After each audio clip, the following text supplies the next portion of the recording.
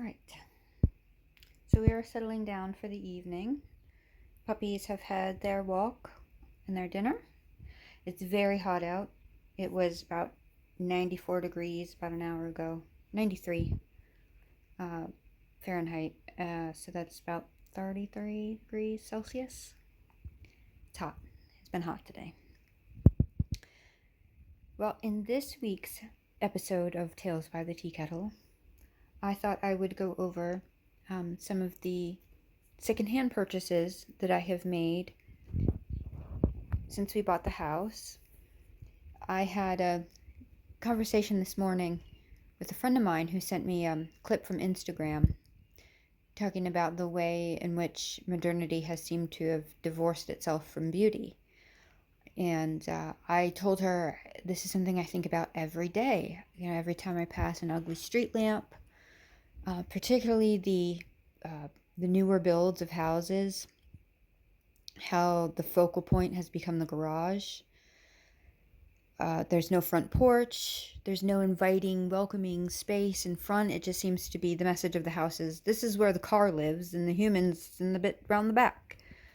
I can't understand it. So anyway, one of the first intentions I made when I moved from my old house and the old life was that I would start replacing some of the IKEA ugly practical stuff with more vintage items,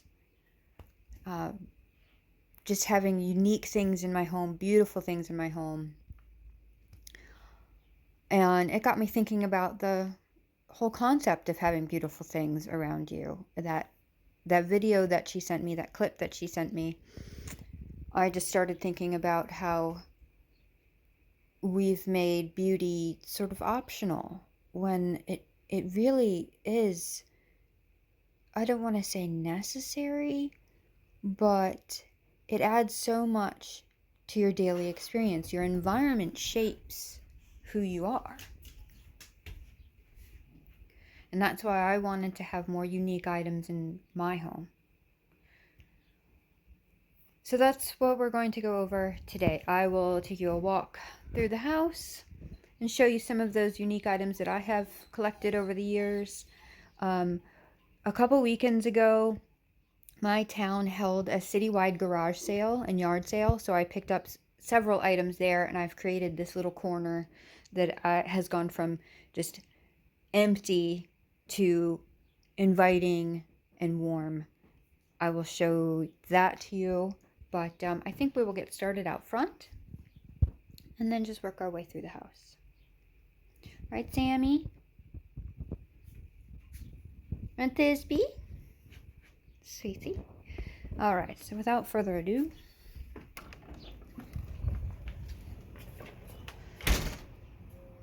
so this chair, I bought at a consignment shop downtown.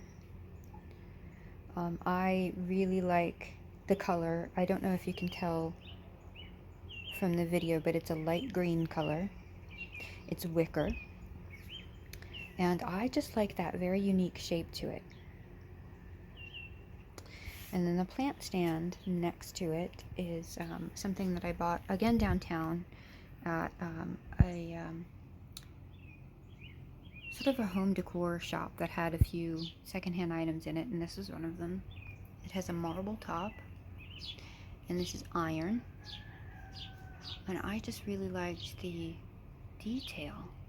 Just the flowers, the twists of the legs.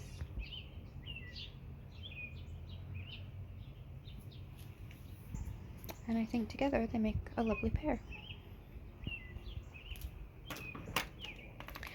So then we come in, where the puppies are saying cool. And I'll start here. I've got a set of these tables here, and then on the other side of the sofa. These are stamped with the date 1965 underneath, and the woman I bought them from said that they had recently been repainted. They're on wheels too. I like these the wheels make them easier to move around. And I just really like the detail, the carving on these.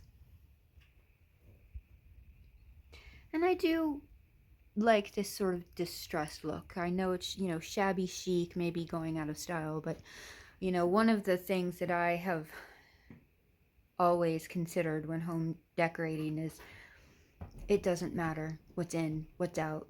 If you like it, if it speaks to you, bring it home. Take all the rules about home decor and decorating, throw them out the window. Do what you love. It's your house. So here is a solid wood desk that I am using as a stand for my record player. And yes, those are bricks. The records are really heavy. I can't find anything else sturdy enough to support them. So until I find something else, there are bricks. But I like this carving. I like the way that it's carved.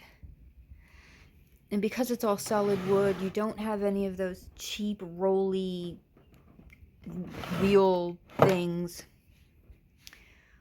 It's just wood on wood supports. Very solid piece of furniture. And I bought that at an antique shop that's about 30 minutes from here. Above it are some framed pictures of flowers.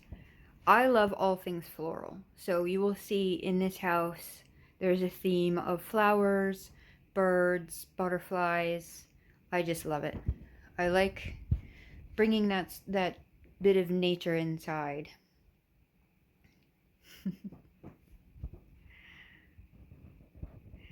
And here's another item that I found in the same shop actually as the table, the desk. This is iron. And I really like the pattern and all this detail here on the bottom, on the legs. So pretty. That had to come home with me. And I think it fits perfectly here by the fireplace on this sort of inverted mantle.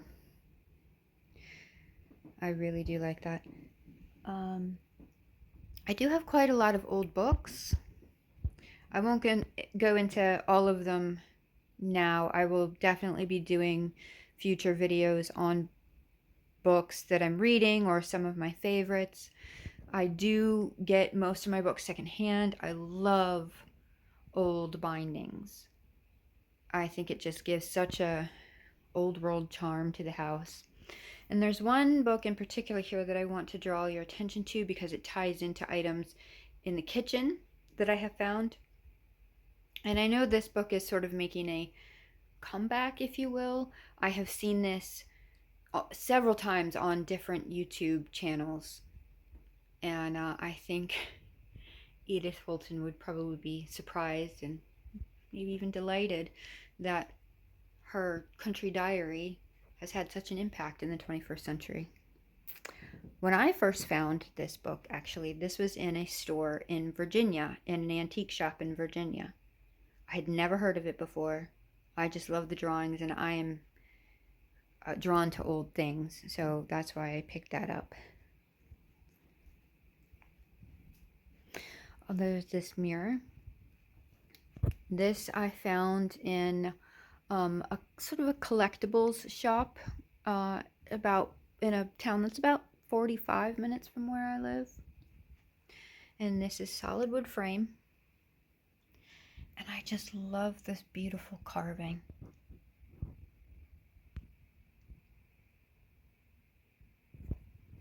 That is so intricate.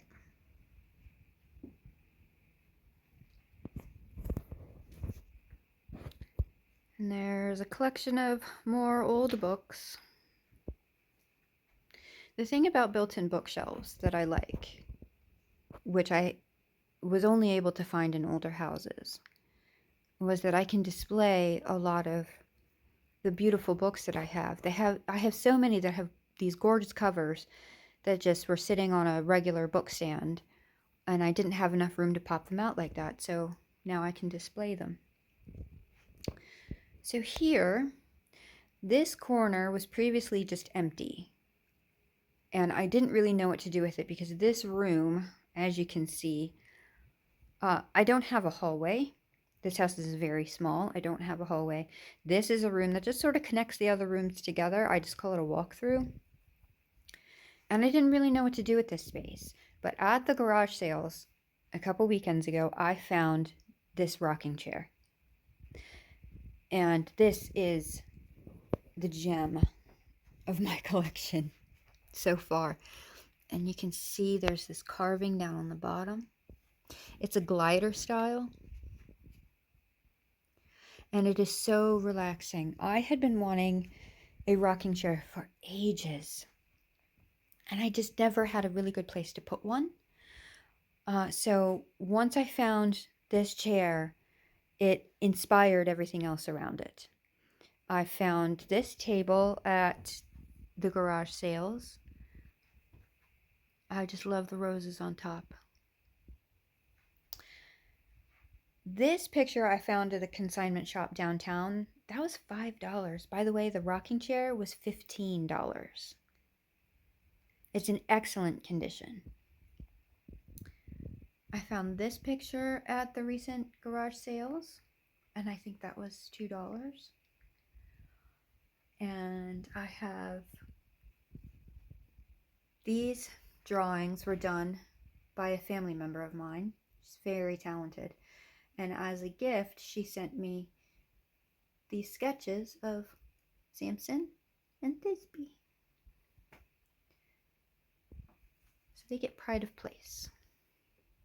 And if you're wondering why there's a random curtain on the wall, that is to disguise an old gas wall unit that has been disconnected. And I don't really know what to do with that for now.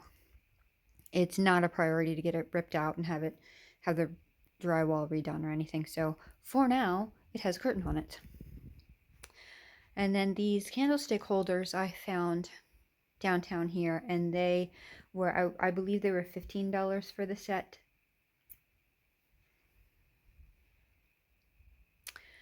And then in my office, oh, actually, this is a secondhand purchase as well.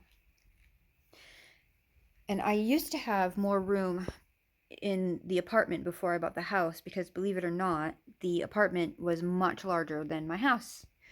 And I was able to put this in the living room. I don't have that much room here. Well, I mean, I do, but it would sort of constrict the area. It wouldn't feel as open. So for now, it's here supporting my puzzle that I'm working on currently. So in the office, I don't have too much that's secondhand. I did have this little table that I bought a few years ago from another antique shop in a small town called Riley, which is about 30 minutes or so away.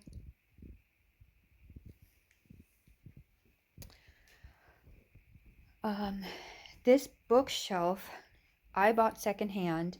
It was one of the very first pieces that I ever bought when I moved out on my own.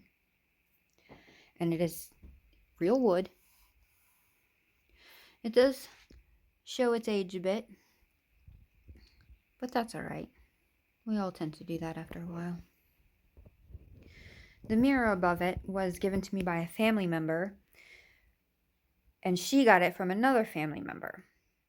So it's been in the family for a while. I don't know for how long. I don't know the history of it, but it has come with me in every move I've had for decades. The sunbonnet that's hanging on it, I found that in an antique shop in Virginia.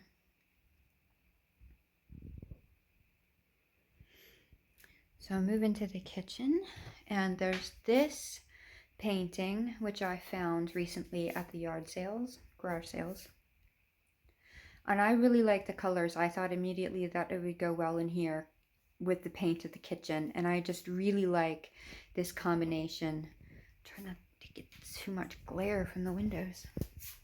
That's worse. But I like the color combination of the green and pink.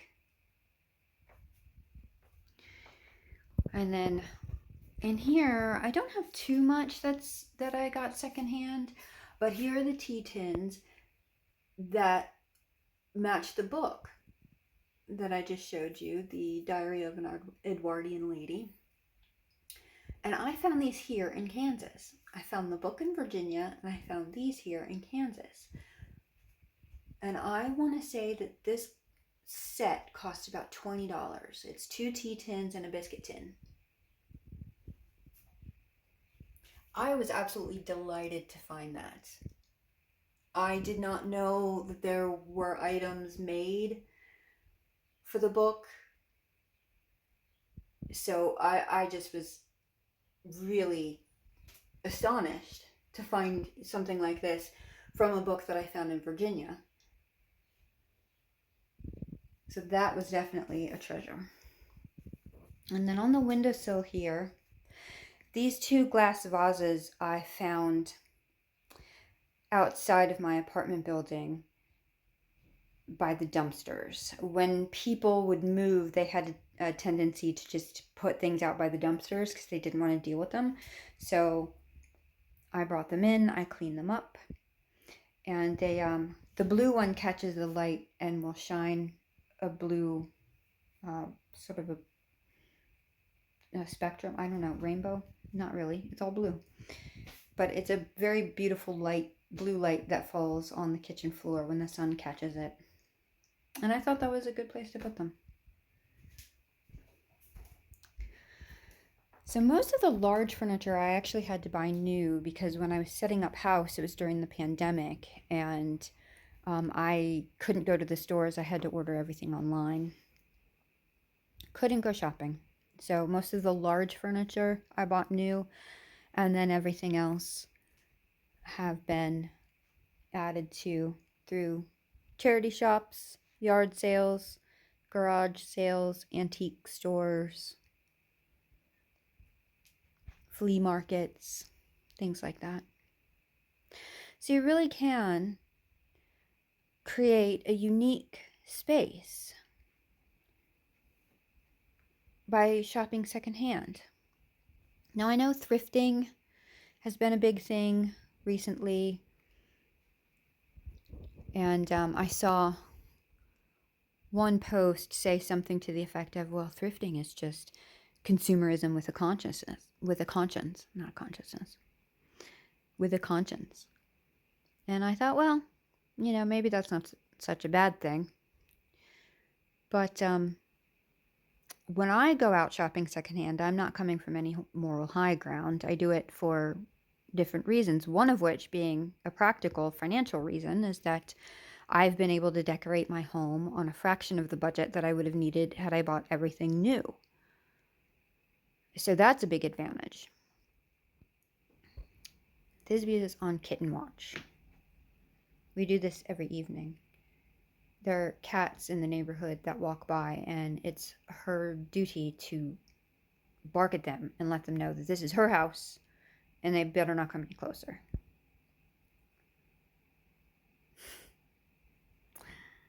Where did Sammy go? He's on the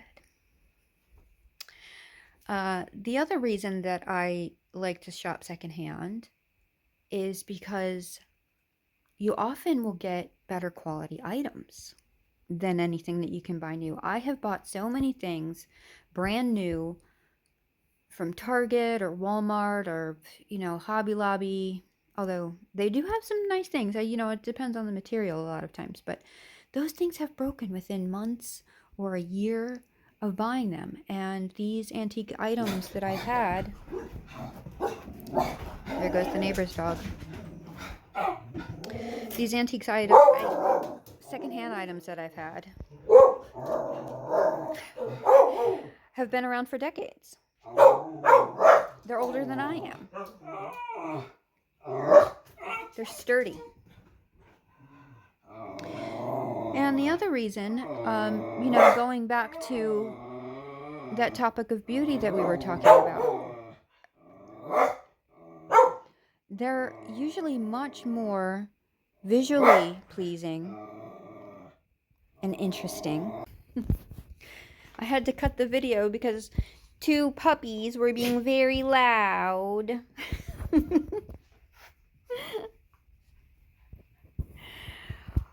So we're going to wrap up. I just thought I would do a quick tour of the, the really beautiful secondhand items that I've been able to bring into my home and add some charm and character and some history.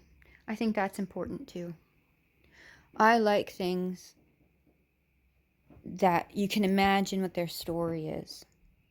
Things that have been around for longer than I have. I wonder who had them before, the hands that touched them as they were made, how they traveled from place to place, how did they get here, who owned them before, how many cups of coffee have been placed on that table.